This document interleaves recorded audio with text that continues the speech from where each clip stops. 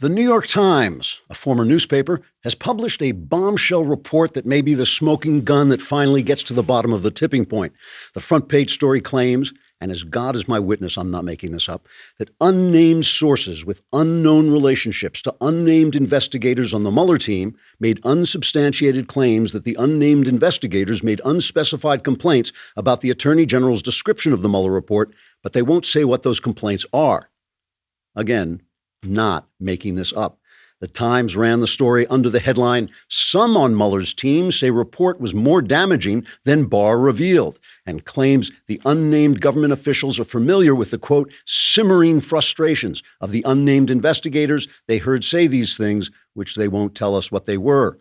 3 reporters have bylines on this story, and 2 other reporters are credited with additional reporting. By my count, that means it took 5 reporters to gather the information that unnamed people heard unnamed people make unspecified claims. Sounds like another Times Pulitzer may be already in the mail. Times editor Blithering Prevarication III had high praise for his crack team of 5 reporters who ran down these anonymous sources, who overheard other anonymous sources say something they won't tell us. In a statement released to a really outraged woman in a Brooklyn artisanal coffee shop, Mr. Third said, quote, "This bombshell could be the smoking gun that marks the beginning of the end when the walls started closing in and the noose started tightening and we finally found out." But at this point, Mr. Third burst into uncontrollable sobs and cried, I hate him, I would betray every professional practice and principle if I could just destroy him," unquote. It was unclear to whom Mr. Third was referring, but anonymous sources familiar with unnamed reporters claim those reporters say it was a certain president of the United States, but they won't say which one. Trigger warning. I'm Andrew Klavan. This is The Andrew Klavan Show. I feel hunky-dunky, life is tickety-boo. Birds are winging, also singing hunky-dunky-doo. Ship-shaped, ipsy-topsy, the world is zippity-zing. It's a wonderful day, hurrah, hooray! It makes me want to sing. Oh, hurrah, hooray! Oh, hooray, hurrah!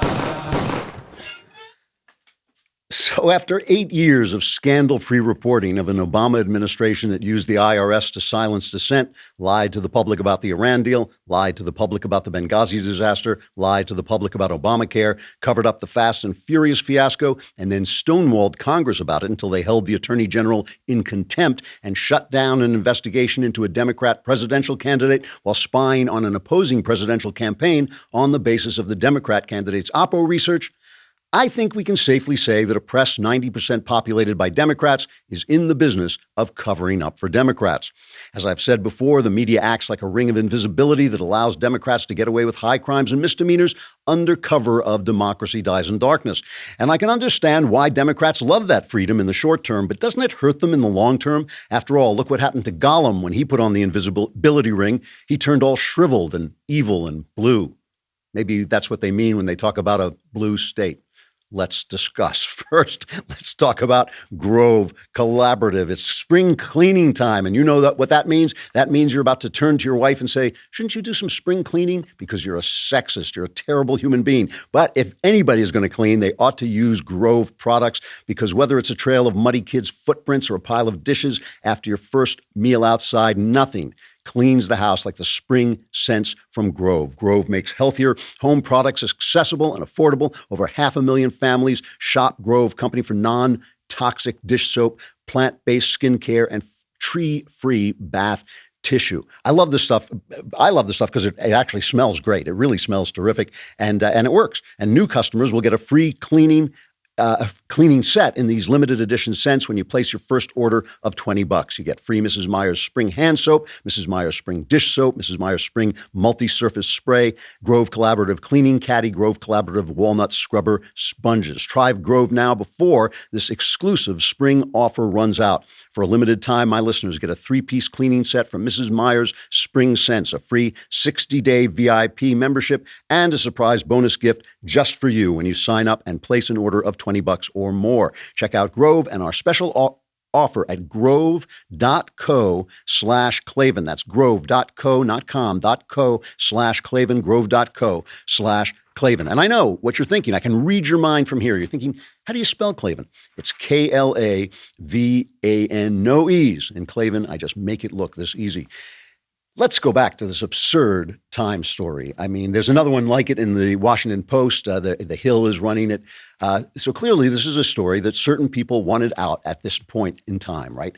Here's some of the Times leads. Some of Robert S. Mueller III's investigators have told associates that Attorney General William P. Barr failed to adequately portray the findings of their inquiry and that they were more troubling for President Trump than Mr. Barr indicated, according to government officials and others familiar with their simmering frustrations. So the investigators told associates, according to government officials, that this was going on. I mean, and the Washington Post has a story. They added some details saying that they felt that there were summaries in the report that could have been released and that there was more evidence of obstruction.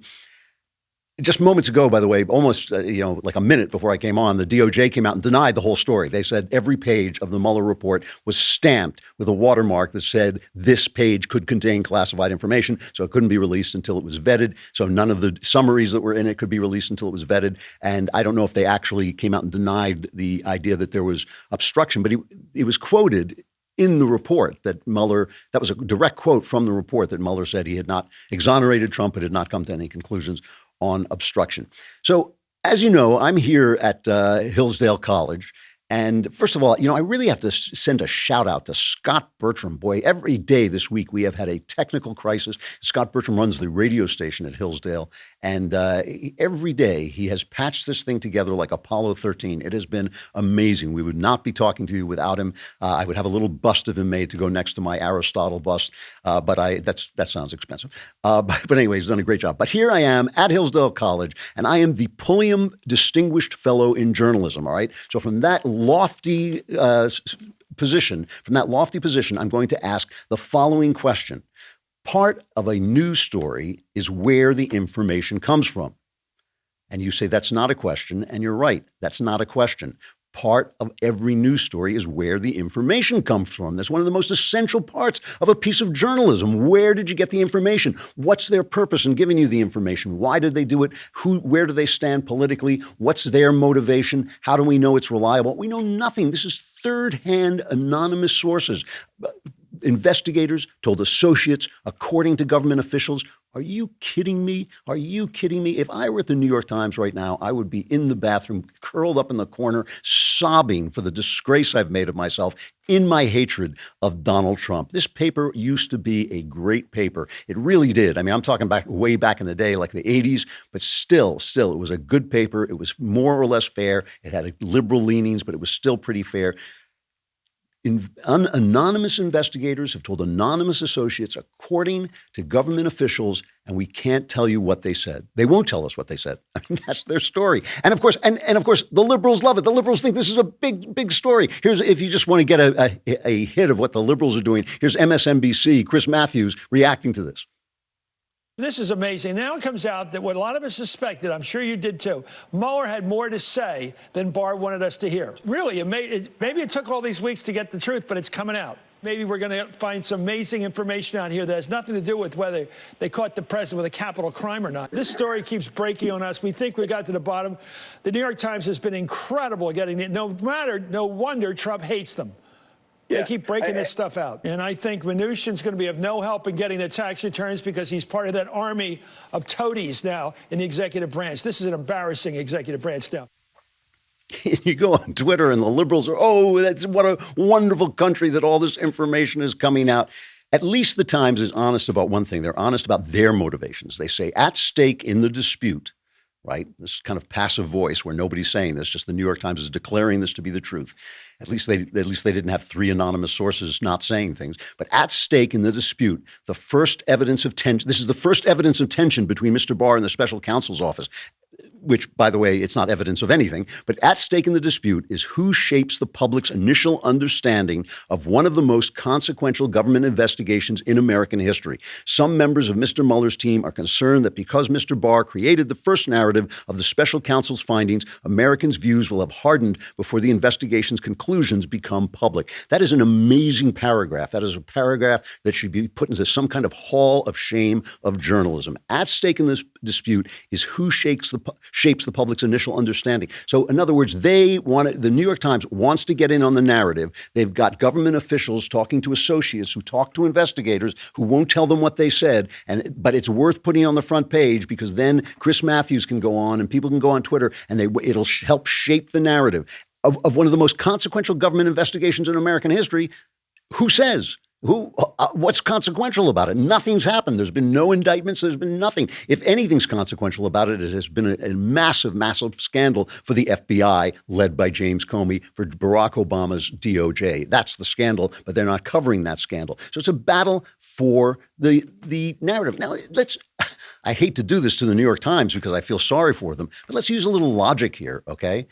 The Attorney General is going to release this report. This report is going to come out. Now, maybe there'll be some stuff redacted for classified, for reasons of classified national security and all this stuff. But basically, we're all going to see what's in the report. He wants to show what's in the report. Trump wants the report to show up, although recently, because he knows the Democrats are making themselves hysterical, he's been trolling them, but he wants them to come out. He doesn't care if it comes out too. Barr put out a letter. His letter quoted the report, and he's now trying to get the report out as quickly as he can. He's going to be called before Congress to testify, right? He's going to be called before Congress to testify.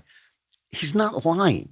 It's ridiculous. This conspiracy does not exist. There is no cover up. There's nothing going on. There's no news. It's not a news story. It's not, if it were a news story, they would have some kind of source who would go online and say, this is what happened.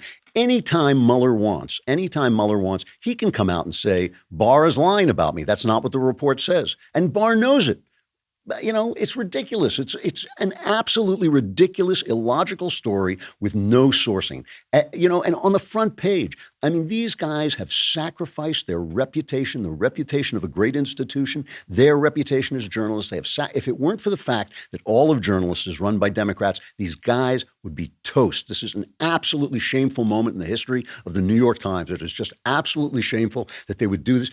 I've said this, I haven't said this in a long time, but I remember noticing when Trump was running, his incredible talent, not for destroying other people, but for getting other people to destroy themselves. It's just a knack he has. And it really is amazing. And this is what is happening to the Times.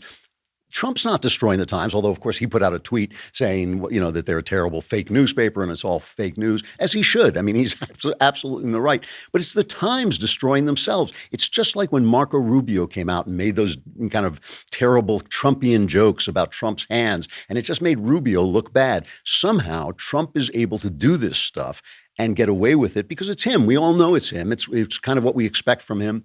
It's just like, it's a way of talking. It's kind of funny. We're used to it from The Apprentice, and people like it because he doesn't change when he goes and talks to other people. He doesn't go to some meeting of Black Americans and say, "I'm in no ways tired," like Hillary Clinton does. Like she's suddenly singing his spiritual out in the moonlight. He doesn't do any of that. He's the same Trump no matter where he goes, and people like it about him. He's just very out there as he is. But when other people try to imitate them, they sink to this level that they can't sustain. Their reputation can't sustain it. Their nature doesn't really fit with it. The New York Times is now in the mud with Donald Trump at his worst. They're not even in the mud with Donald Trump when he's on a roll. They're in the mud with Donald Trump when he's doing stuff that even I disapprove of. It really is shameful. And so what does it do? Obviously, the New York Times is acting as a pure Democrat instrument of the Democrats. That's all it's doing. That's all the press is doing. So why does that hurt the Democrats? Isn't that great for the Democrats? Well, no, it's not, because now you've got all these people who are voters who are once again getting their hopes ginned up, once again thinking, oh boy, this is a scandal. You can see them on Twitter. You can see them like just, oh, I knew it. They said this was the end, but it's just the beginning. And it's all going to fall through. It's all going to fall through because this Barr's reputation, Barr is a straight guy. He's not there. He didn't like this investigation because it's a hoax, because the whole thing is a shame to begin with.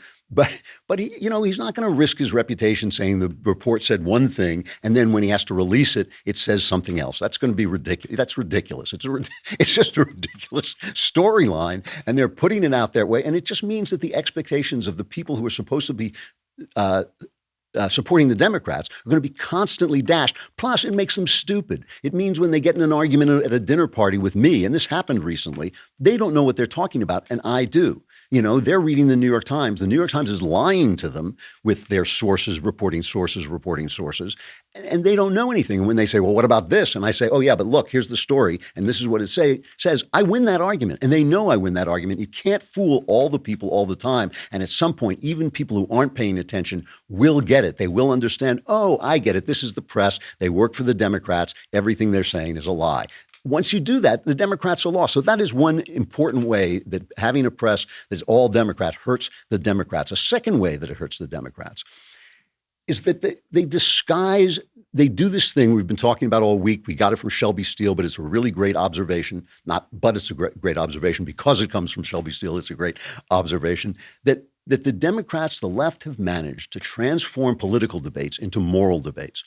And that is a very dangerous thing to do because none of us is righteous, no, not one, right? So anybody who starts pointing moral fingers is going to get those fingers pointed back, right? This is why Jesus told you, he was just trying to be a friend. He was just trying to be a pal to you. This is why he said, let him who is without sin throw the first stone, right? Because if you don't, you're going to get that stone coming right back at you. And that is what happens when the press promotes all the stories that the Democrats want promoted, right? So let's take a look, for instance, at our old pal, Creepy Joe Biden, right? Creepy Joe is now, somebody is out to get this guy. We don't know whether it's a conservative mark or it's a leftist mark. I suspect it's more from the left side of the Democrat Party. Biden is a front runner. He looks like he hasn't even entered the race yet, and he's way ahead in the polls. And this is a classic slow leak, right, of people coming out. There's first of all, Biden put out a statement yesterday, and let's take it in two parts. The first part of the statement, he says, all this touching I do, all this sniffing of hair, all this grabbing of shoulders, that's just the kind of hairpin I am. Here's the first part of Biden's statement. The coming month, I expect to be talking to you about a whole lot of issues, and I'll always be direct with you. But today I want to talk about gestures of support and encouragement that I've made to women and some men that have made them uncomfortable. And I always tried to be, in my career, I've always tried to make a human connection. That's my responsibility, I think. I shake hands, I hug people, I grab men and women by the shoulders and say, you can do this. And whether they're women, men, young, old, it's the way I've always been. It's the way I've tried to show I care about them and I'm listening. And over the years, knowing what I've been through, the things that I've faced, I've found that scores, if not hundreds of people have come up to me and reached out for solace and comfort, something, anything that may help them get through the tragedy they're going through. And so it's just who I am. And then he makes the classic mistake of actually agreeing to the terms that the left has set, right? This is the Stalinist Democrat Party, so he's got to put up the I'm sorry sign and hang his head as an enemy of the state. And he admits, well, times have changed, and I'm going to have to old Uncle Joe is going to have to change with him. Here's the second part. I've never thought of politics as cold and antiseptic. I've always thought it about connecting with people. As I said, shaking hands, hands on the shoulder, a hug, encouragement. And now it's all about taking selfies together. Social norms have begun to change. They've shifted. And the boundaries of protecting personal space have been reset. And I get it. I hear what they're saying. I understand it. And I'll be much more mindful. That's my responsibility, and I'll meet it. But I'll always believe governing, quite frankly, life for that matter, is about connecting with people. That won't change, but I will be more mindful and respectful of people's personal space. And that's a good thing. I've worked my whole life to empower women. I've worked my whole life to prevent abuse. I've written, and so the idea that I can adjust to the fact that personal space is important, more important than it's ever been, is just not thinkable. I will. Okay, so that's Joe Biden fighting back, trying to get back in his position, get on steady on his feet, and then right afterwards, right, three additional women come forward to say Joe Biden touched them in ways that made them uncomfortable. Right after the speech, right, they come out. These three women come out. They say, "Oh, he put his hand on the back of my head and pressed his forehead to my forehead while he talked to me. I was so shocked that it was hard to focus on what he was saying. I remember he told me I was a pretty girl." Ooh, Joe. So that's choreographed, right? I've been watching these things a long time. We all have. We saw it with Kavanaugh. I told you when it was happening with Kavanaugh, the way it was going to happen. Another woman would come forward. Oh, another woman would come forward. Keep those headlines going. That is a choreographed attack. This is the way it's done. As Pulliam Distinguished Fellow of the Journalism School at Hillsdale College, once again, let me say from that perch of authority, the part of a journalist's story is where the information comes from. So that's the story here. Where is this coming from? Where is Joe Biden coming from? But here's my point about this. My point about this is what they did to Kavanaugh. The press supported it 110%, right? This is what they did. Now listen to the way the press is covering Joe Biden. Here's this montage. There's a lot of things I know about Joe Biden. I've known him for a long time. He is extremely affectionate. He's very affectionate. I find oddly affectionate. He kisses people on the mouth. He shouldn't. He's always touching people's shoulders. I've seen him rub the shoulders of women and men. Joe Biden calls them expressions of affection. He is an affectionate, old-school politician. Uncle Joe, as we affectionately call him. He's a very affectionate, very likable person. So it's not surprising that he behaves in this way, that he's quite affectionate. You know, he's just an affectionate guy. I've known Joe Biden a long time, as have many others, and have always found him a very emotional man who is very, very affectionate. You know, everyone in Washington knows that he is a guy who is very affectionate. He's touchy-feely. He's been doing it his entire life in an affectionate way. He's a very affectionate person. He suffers from being overtly affectionate. See, I guess he's affectionate.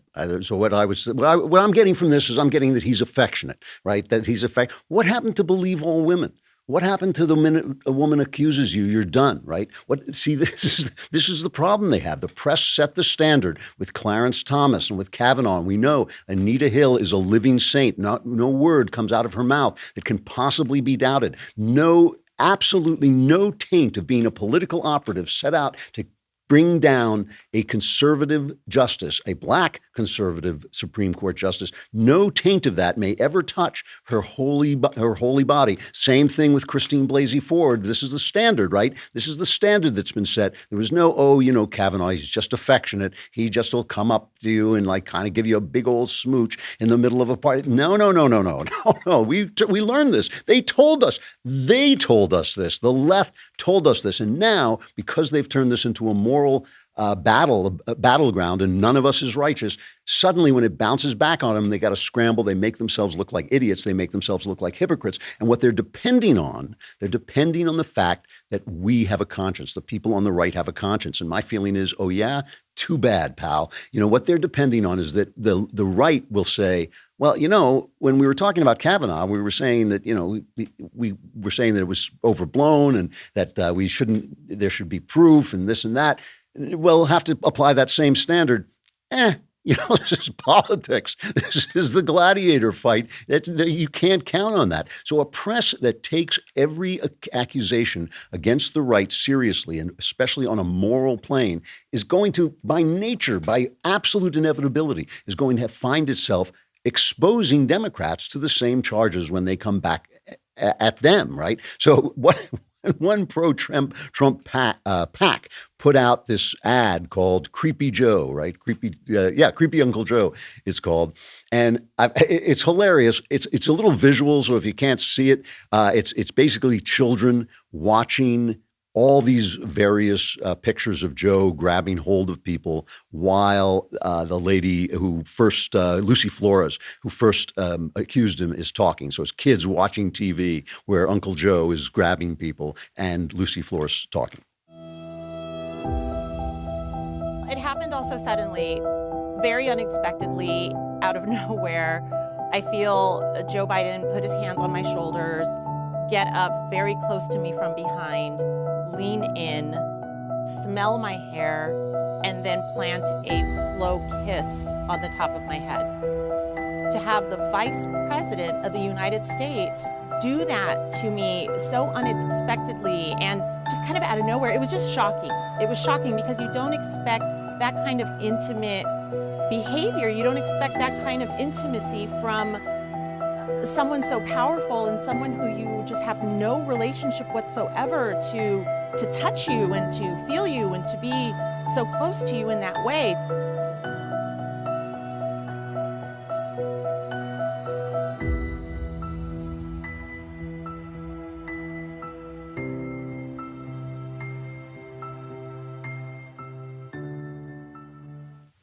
And all that creepy music, it says the children are watching, we have to show. Anyway, I have to tell you one thing. If you weren't watching, if you're just listening, that I'm all for this affectionate Uncle Joe, and he's just doing all this. Some of those kids he's touching looked really uncomfortable. I mean, I gotta say, if you're even a little bit aware of the people around you and how they're reacting to you, I would have jumped about a foot away from those kids just because of the looks on their faces. So I'm not so sure that the press isn't defending something that may actually not be as defensible as they'd like to think. But anyway, when you accept the premise that we are all to be held to these pristine moral standards because you're using that to attack right-wingers, it's going to bounce back because nobody can live up to those standards. And if you think the right is going to sit there and say, oh, well, yes, you tried to do it to us, but we're not going to try to do it to you, them days are over. It's Trump time. Forget about it. That's not going to happen. The third way is the most important as far as I'm concerned, is that invisibility, the invisibility that the press gives the Democrats, encourages corruption. It encourages corruption. When you're invisible, it's the Gollum rule. When you're invisible, you're Gollum, and you're going to just eventually, get worse and worse and worse. You've got Ilhan Omar now, who is being investigated for spending $6,000 in campaign funds on her divorce. I know there are a lot of rumors that she was actually married to her brother. I tried to substantiate those, but they don't look like they're well grounded. I'm not sure. I don't know whether they're true or not. But $6,000 is not a lot, but still, it's this the kind of easygoing corruption that you do when nobody's watching you, when nobody can see you, when you know you're not going to be called out. Our old friend Alexandria Ocasio-Cortez, she's being there's been another. A second, I believe, complaint to the Federal Election Commission saying that she and her campaign manager operated a subsidy scheme that ran afoul of campaign finance laws. They had a company that was basically undercharging them, to do favors for them. And she's denying all this. She says this is a right-wing hit job. But listen to the way she talks. She goes on, I guess this is that instant Facebook thing, and she's just throwing Instagram. Thank you. She's just throwing out these incredible charges against our law enforcement guys on the border. Listen to this. At least I'm not trying to cage children in the border and inject them with drugs. That's not a mistake. That is a deliberate policy to attack people based on their national origin. That's not a mistake. That's just hatred. That's just cruelty. That's just wrong. That's just crazy. I mean, that's just crazy. She thinks that our border patrol are injecting people, kidnapping people and injecting them with drugs because they don't like their race. That's what she thinks. And she can say that because she's not going to get hit. That's not going to be on the front page of the New York Times, the paper that's supposed to be covering the city where she is a representative. That's just not going to happen to her. So she can say those awful, awful things and get away with it. Whereas anybody on the right said it, of course, they'd be crucified. So it encourages corruption. So a Democrat press, it hurts the Democrats by making them stupid on the issues while constantly disappointing them with fake news that doesn't have a climax. It creates trivial moral categories for scandal for the right, and then leaves Democrats open to the same tactics and under charges of hypocrisy. And it encourages corruption, which always comes back to bite them all, as the New York Times has told us, in defense of the narrative. I've got Timothy Carney coming up, a really, really interesting guest. Pardon me. He's written a fascinating book called Why Some Places Thrive While Others Collapse. But you got to come over to dailywire.com and subscribe. You could watch the whole show right there. You can be in the mailbag, and you can, which is uncomfortable, but you get to ask questions. And you can watch all the other shows. And it's a great deal. It's $10 a month, $100 lousy bucks for the year. And for the year, you get the Leftist Tears tumbler, which you will need. We'll be right back.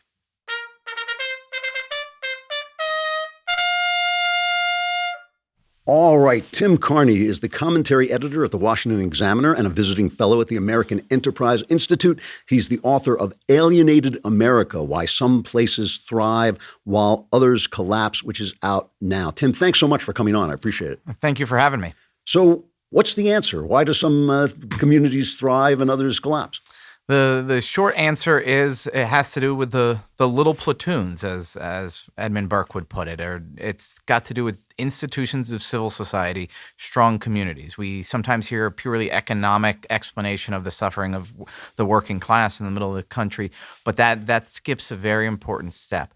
People do well in places that have churches, that have swim clubs, that have strong public schools with very involved parents. And so when you look at the suffering of the working class, when you look at opioid deaths, when you look at teenage pregnancies, when you look at the retreat from marriage and all of these problems, the root cause of them is a loss of connection because it's a loss of strong institutions of civil society. So it's not the economy's destroying the families. It's actually the families destroying the economy? Is that No, it's the economy. When a factory closes, that's often the first domino to fall. But the next step is the diner that served the factory closed down, and people aren't able to meet and get together with their neighbors. And then the active, involved parents get up and leave, and so the public school becomes less of sort of a great hub of civil society bringing people together. And then next thing, the church closes, and so then people are left alienated. Families, individuals are left without the connection that these things provide. In some places, though, they can weather an economic downturn. I was just in Western Michigan, in Grand Rapids. They got hit by the auto collapse in 2008 a lot. But they weathered that downturn because the churches, the schools, the community institutions, the museums, all of those things sort of kept together families, kept up human capital, kept up education quality. And so then lots of other businesses, as quickly as possible, resettled in a place like that. That doesn't happen in a lot of rural America because there isn't that thick, dense web of strong institutions of civil society. All right, I want to get back to that in just a second, but a lot of people, especially on the right, I've heard these kind of tough guy remarks about people like this. Kevin Williamson, who's the famous one. Let these societies die. They behave badly. This is the kind of dysfunction that we see in urban black communities, and we don't like it there, and we shouldn't like it here, to be fair. What's wrong with that assessment? So it's consigning a lot of people to sort of the despair. I mean, you can't. There are some places that are dead, and so the Kevin Williamson argument is you should get up and leave them, and there's probably a good argument to be made about that. But I would say that the places that are on the decline, they can be stopped before they hit rock bottom. But what it will take is something of a great awakening, something of a revitalization of the strong institutions. These are things that are being killed by secularization. Technology has lots of great things and some harms. Being crowded out by big government saying, oh, we'll take care of feeding all the poor. And then the local government, the churches, those things don't have as much of a role. If we can stop that sort of erasing of these institutions, a lot of these places can be turned around. Okay, but these things don't come out of nowhere. I mean, it's not that long ago. It's within my memory, which only goes back a couple of hundred years. But I mean, it's not that long ago when you thought of the Midwest and you thought about mom and dad, you thought about churches, you thought about this. This was the kind of thing that people in New York would scoff at, that they were so moral, that they were so straight-laced, that they were so boring in their lives. And now we suddenly find out, and it took everybody by surprise on the coast. We suddenly find out that these people are in despair, that they're not, they're not getting married. They're not going to church. They're not going to church. What happened? So there's a lot of causes of this. One, we should mention a failure on behalf of the institutions, the churches. I'm a Catholic. My church has failed spectacularly in not taking care of its people and not dealing with abuse cases right. And other churches, I think, have failed by either welcoming the crowding out by the government or becoming overly politicized. And tons of other institutions have failed too, including public schools, et cetera. But there are lots of outside forces that are killing it. And one of the huge ones is big government. When big government comes in, it crowds out the welfare spending by churches and nonprofit organizations. And there's a push of secularization on the left saying that churches should not be in the public square. You're not allowed to bring your religion into the marketplace. That's what the Hobby Lobby case was about, was the Obama administration arguing, no, you do not get free exercise of religion once you step out into the marketplace. ACLU suing Catholic hospitals out of business because they don't perform abortions. There's an effort to say religious institutions shouldn't be out in the public, and that's killer because when we're talking about civil society, for the middle class, the core institution always has been church. The cover of Alienated America is a broken down church because Tocqueville noted it 200 years ago. He said that the church doesn't run government there, but it is the most important political institution and social institution in America is the church. You know, one of the strange things is, though, that the church retained a lot of power even into, say, the 1920s and 1930s, even though it was breaking down in communities. Communities were not as religious as the church was. But I'm thinking because I work in Hollywood, I'm thinking of the establishment of the Hayes office. That was a minority of people who wanted that movie code to be put into place, but they forced it because they had moral authority in the society. How did they lose that? I mean, why is it that this push for secularization was so successful? Many books have been written about this. Mary Eberstadt, who's a wife of a colleague of mine at AEI, she wrote that the collapse of family helped contribute to the collapse of church. I think that's true, but I also try to argue that it goes the other way around, that church is the most important thing that these institutions do was never preaching, this is how you ought to live your life. That only carried weight when they were doing the other work of building an infrastructure, building a ecosystem in which you can raise families. Raising kids is really hard. My wife and I, we have 6 kids. We would not be able to do that without strong communities around. I tell lots of stories like that in the book. But one of the things is when the churches stopped, either because of government crowding out or just a change in emphasis, whenever institutions aren't sort of doing what they can to serve families and individuals, help them live out their fullest lives, then they lose an authority, a sort of moral authority to preach. Preaching only carried weight when it was backed up by deeds, and churches today do not do as much of that building of the infrastructure as they used to. One of the things I've noticed, I've written this article that's going to be in the next City Journal about a phenomenon I've noticed where several intellectuals, especially in Europe, where they feel that the society is basically being overrun and destroyed, they say, we have to retain our Christianity, but I myself cannot believe. So, I hear this a lot. There's a philosopher named Marcello Pera who talks about, he had a book called Why We Should Call Ourselves Christians, but not why we should be Christians. Douglas Murray has written this book, The Strange Death of Europe, where he says, without religion, we're not going to get back. And I just asked him flat out, do you believe? No, I just can't. I just can't. Is there something that maybe science has done, maybe the modern world has done that just has actually undermined Christianity, old-fashioned religion in ways that we simply can't heal? Well, first of all, what you're pointing out, it's a broader phenomenon of sociologists realizing that religion is important, and specifically attendance. So that's one of the arguments, that it's belonging to something where you are engaged in a joint higher purpose, and it's very important. There is something about the modern world, though, with lots of other I used to describe it as we've got so many other creature comforts. And one of the explanations of people falling away from churches, well, people don't want to sign on to like the idea of waiting until you're married to have sex and that sort of thing. And so now that there's more access to video games and sex and delicious food, we have other pleasures that drag us away. But then I look at the most secularized parts of America, the places where it's happened the quickest. It's not the wealthy elites who are these decadents.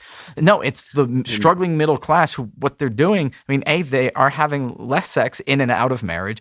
B, these are the parts of the country that are suffering the most. So it's not that great, fun, good times has dragged this away from church. That's sort of like an analogy to college, right? That's when a lot of college kids don't go to church because they're having too much fun on the weekends. That's not happening on the large scale. Yeah. It's depressing and dank in most of the places where the secularization is accelerating at the highest rate. It's almost as if the elites sold this idea of secularization to the poor, then went back to church while the poor just went down the drain. Yeah, no, it's religion, Marx said, was the opiate of the masses. Yeah. I'm saying, no, this is a high-end drug that the top 20% are more likely to be in church on a given, or synagogue or mosque or whatever, on a given Sunday than the bottom 20%. That's really interesting. So Do you have any solutions? What's the way back? We need a large federal program. No, I'm joking. There is no big solution. There are some. So the most important thing Donald Trump is doing is stopping the sort of the effort to push the church out of the public square. And so that's got to keep going. Most of my solutions, like the 10 Commandments, are thou shalt nots. But really, it's going to take. There are a bunch of little solutions. We have to. When you build a place, you have to build it around people, not around cars. That would help. People who have money, a lot of them, you put it into building up institutions that bring people together and give them a sense of purpose. Churches are going to have to reform in a lot of ways. A lot of Southern evangelical churches are overly politicized. The Catholic Church is not taking head on its abuse crisis. And I think when it does, that'll be the first step towards building up more priests, finding new roles for the laity. But really, it takes a million, as a wise woman said, it takes a village to raise a child. It takes a million people in their towns, like, being more involved in realizing that while it may seem like you're going to get your happiness and that you can, be a good neighbor just, over electronically or in your own home, you really do have to build up institutions that reach out to neighbors and give people a sense of purpose, give people a private mini safety net, all those things.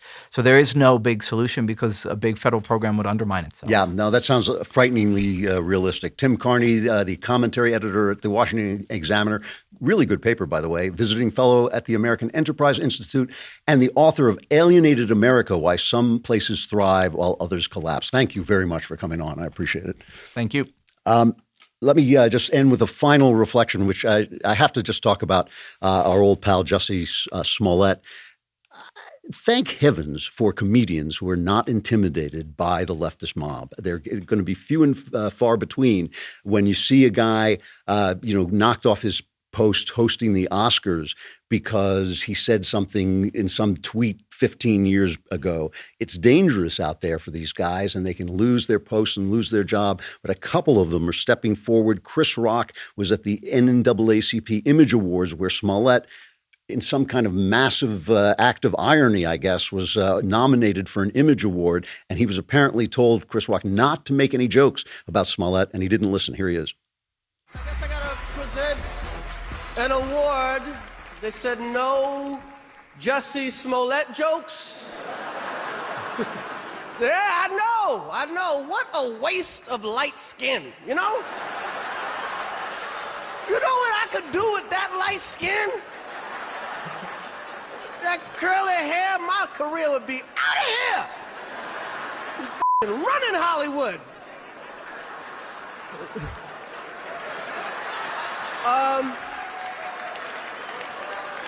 Yes, no, just... What the hell was he thinking? From now on, I ain't never gonna know you're Jesse from now on. You don't even get the you no more. That you is respect. You ain't getting no respect from me. That's great. And Tracy Morgan did it on Jimmy Fallon, too. I heard you got a new gig, though. Is this true? Yeah, they gave me a role on Empire. They did? Yeah. Now, what is your, what are you gonna do on well, that? contractually, they gave me millions of dollars. Contractually, all I gotta do is not fake a hate crime. That's it. Oh, yeah, Jesse. That's all you have to do. That's all I have to do. Yeah, perfect.